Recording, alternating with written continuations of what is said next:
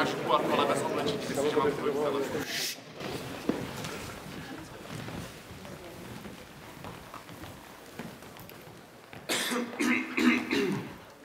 Kroutí se v dálce nad obzorem panelový blok. Žádný krok vás k němu nezavede.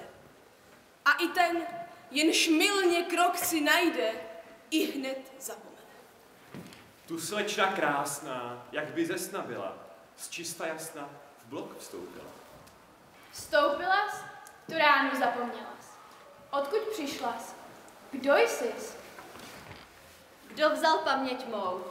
Spíš či spím? Co vy tu? Holka samotinka, zvadlá, jak počůraná květinka. Hledáte spíš? Pojďte se mnou. Bojím se. Vemte dnes skrýž svou, prosím. Já totiž nevím, netuším, jak vzala jsem se tu, jak ocitla se tu, kde vůbec se teď nacházím. Jaká siréna a jaká odbočka mě svedla z pěšiny do hlubiny. Jsem bezmocný pocestník. Buďte mým Samaritánem. Nebojte se, pojďte se mnou, pojďte. Já vám budu dobrý Samaritán. Mareček. Johanka. Ruku líbám.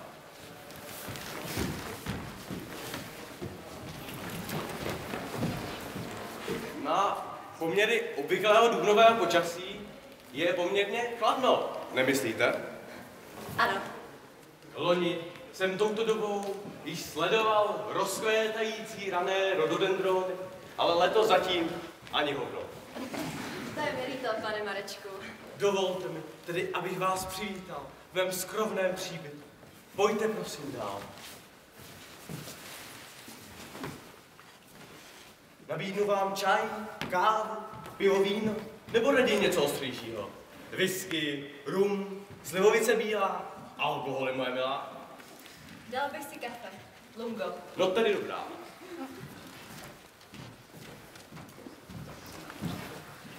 Slečno. Ježiš, to jsem se lekla. Kdo jste? Nelekejte se. Jmenuji se Chopitoj. Chopitoj Tělstěv. Johanka. Rád vás poznávám. Víte, Johanko, vy jste divná. Vypadáte skoro jako z jiného světa. V přeneseném významu slova i doslovně.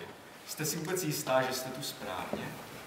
Jak to myslíte? Vlastně tady bydlím od jakživ. Bydlil tu již můj otec. Živil se jako lampář. Byl světlem mého života. Vždycky jsem se za vámi ohlížel, když jste kolem mě prošla na chod. A ty vaše ruce připomínají mi sněhově bílé kopretinky. Jsou tak jemné a znamenitě elegantní. Smím se jich dotknout? Ne. Děkuji.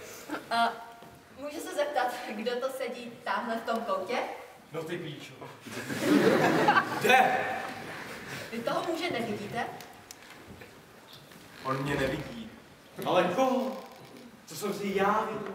Kromě nás dvou, tu přeci vůbec nikdo není. Podívejte se na ten západ toho slunce. To je naprostá nádhera.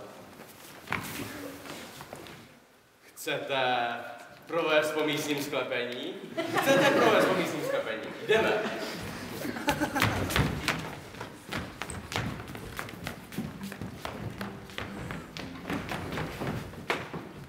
Proč prohrávám kytarový akordy? Ty počínáš jak neleštěný smaragdy. Jsi taková, že srdíčko stěží dukáty. Dylina, seš obyčejná dylina. Proč prohrávám chvilkařský souboje?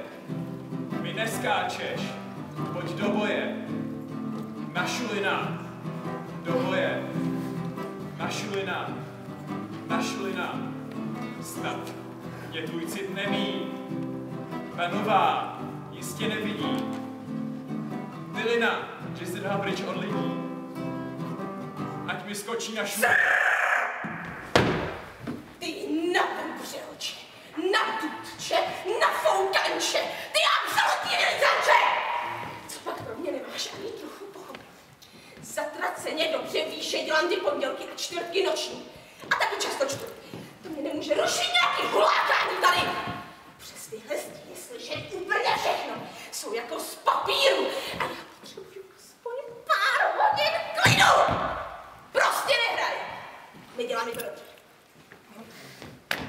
štětka odvedle mě ani nenechá umělčit.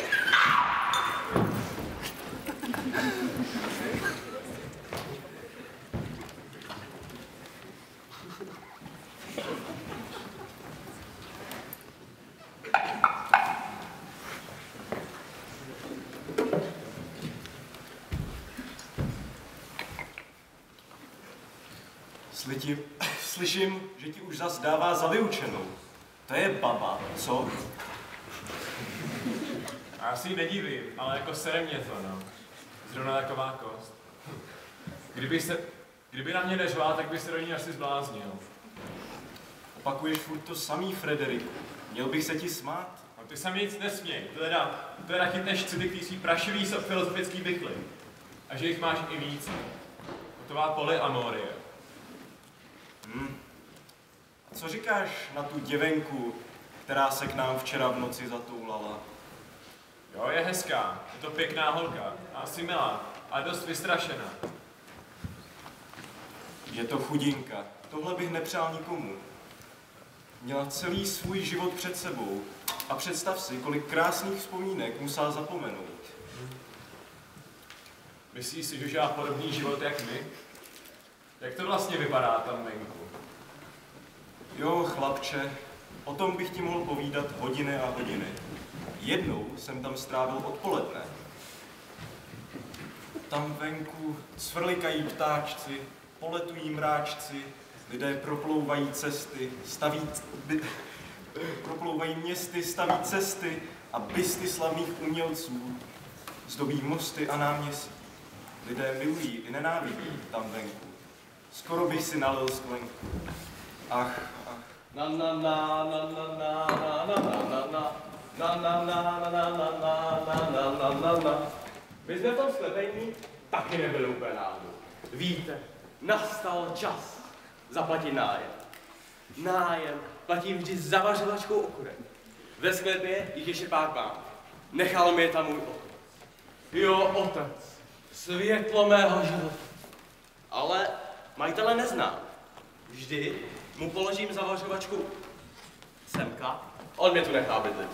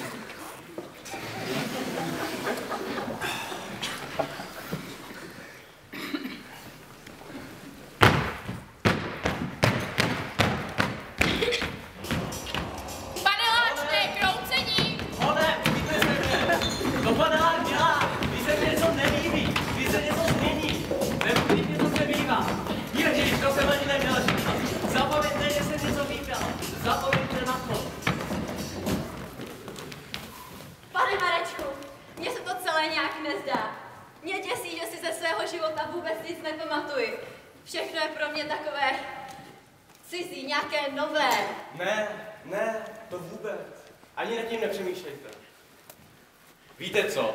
Pojďme za Frederikem. Jsme přátelé již od školy. Chodili jsme spolu do ročníku na gymnáziu. Doučoval jsem ho matematiku. Tam mu nikdy moc nešlo. Ale mě vždycky vzrušovala ta botana.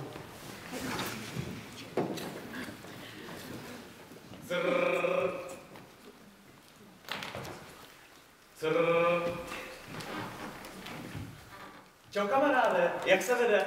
Beru ti sem soukrvý jedinku. No nazdar, teda. Elektra byla zase totálně hysterická. Její věčný výlevy už mě fakt přestávají bavit. Máš si něco? Dal bych si kafe, Lungo. Jasně se dám, díky.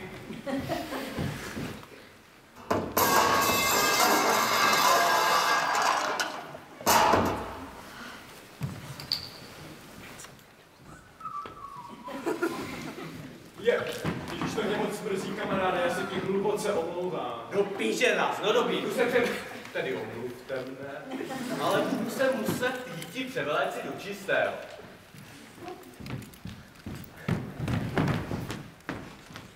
Holka, tady nemáš co dělat. Zbal se a jdi, věř mi. Nevím, odkud jsi přišla, ale tohleto místo rozhodně není pro tebe. A Marečkovi nevěř ani slovo. Je to prohaný slizoun a plzák a uchylák a zmetek a plantážník a prostě... Co tady vlastně vůbec děláme, Johanko? Pojďme pryč.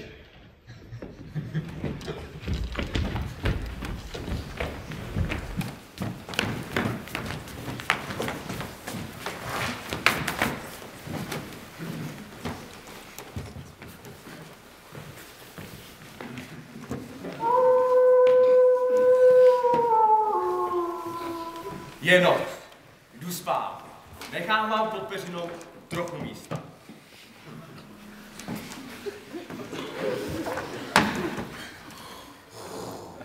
Co mi to ten Frederik jenom chtěl říci?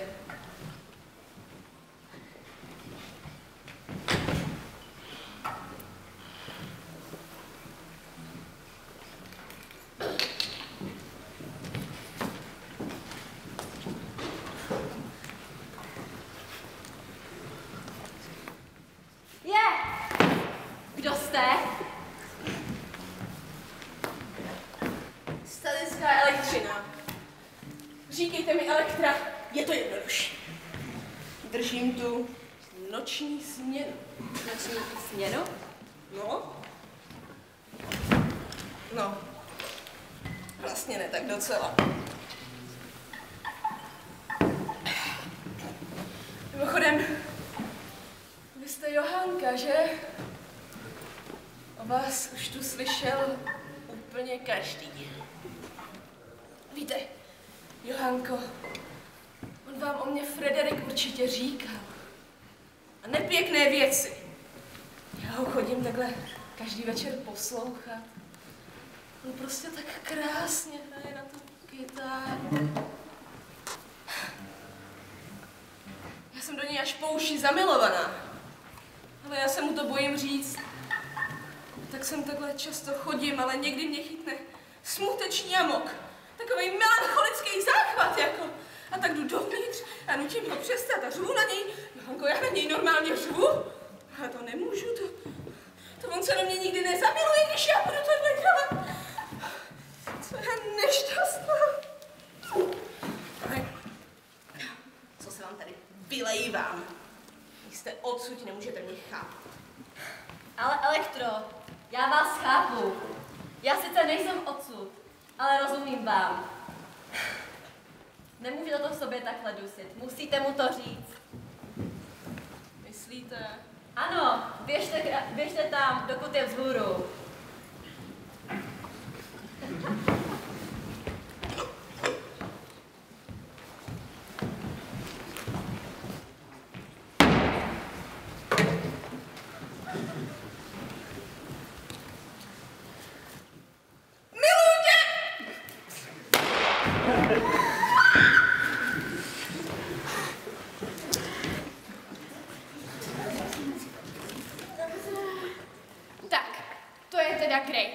Teďka si to vyjasníme trošku. Co přišla ta Johana, jak ztratila paměť, tak se mi tady všichni úplně pobláznili. Ty, Elektro. Ty, Frederika na pokoji. Vidíš, že nám tady z toho úplně vybouchne. Padej do svýho bytu. Tohle je extrém. A ty, běž za Marečkem. Nikdo jiný se tady o tebe stejně nepostará. Chci tu mít pořádek. Mám dost těch vašich šarvátek. Nikdo mi tady nebudete dělat bordel. Víš co, ty betonová barabizdo? Jdi do prdele. Prosím. Jdi do prdele. Co si to dovoluješ? Tak počkat. Mně už to všechno začíná docházet. Zatoulala jsem se a ztratila paměť. Nejsem odsud. Hlavně, že se mě chopil ten Mareček, co se mi snažil namluvit, že jsem to byla odjakživa. Prolhanej plzák. A ty taky, ty odporný panelový monstrum. Nikdo z vás mi nebyl schopný říct celou pravdu. O co vám všem jde? Co? Jdu pryč. To teda nejdeš, ano, to teda nejdeš. Panáčné kroucení! Johanko, drž se! Tohle je moje jediná šance. Když nepůjdu teď, tak už nikdy.